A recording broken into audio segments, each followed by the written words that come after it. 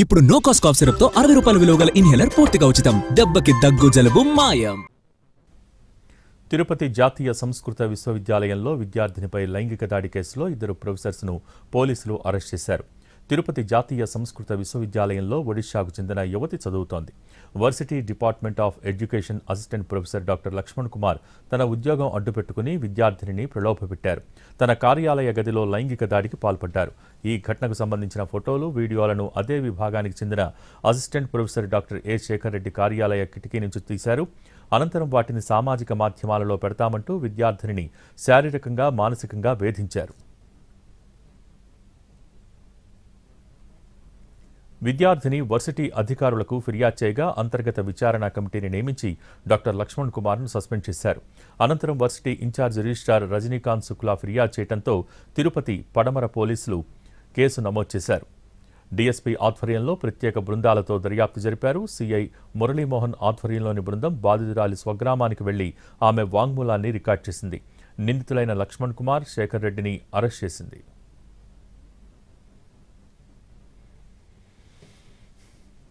తిరుపతి జాతీయ సంస్కృత వర్సిటీ ఘటనపై రాష్ట్ర మహిళా కమిషన్ సీరియస్ అయింది.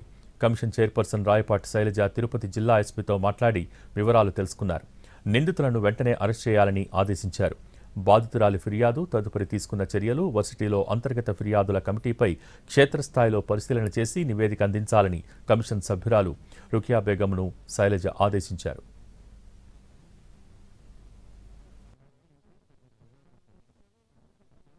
ఈ అంశానికి సంబంధించిన మరిన్ని వివరాలు మా ప్రతినిధి కార్తీక్ అందిస్తారు.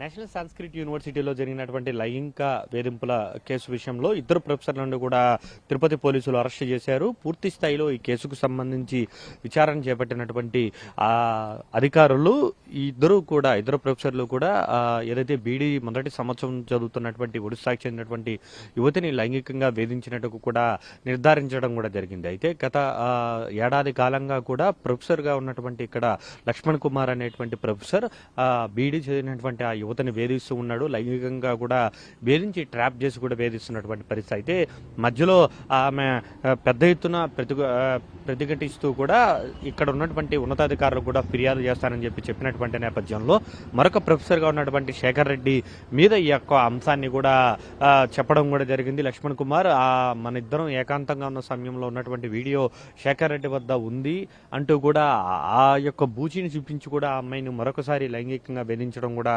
కొనసాగించారు. ఈ నేపథ్యంలోనే ఈ వ్యవహారం మీద తీవ్ర స్థాయిలో మనస్తాపానికి చెందినటువంటి యువతి ఉన్నతాధికారులకు కూడా ఫిర్యాదు చేయడం కూడా జరిగింది. దీంతో ఇది నేషనల్ వైడ్గా కూడా పెద్ద ఇష్యూగా మారినటువంటి పరిస్థితి. ఈ నేపథ్యంలోనే కేసు నమోదు చేసినటువంటి ఈస్ట్ వెస్ట్ పోలీసులు పూర్తి స్థాయిలో ఈ కేసును దర్యాప్తు చేపట్టడం కూడా జరిగింది.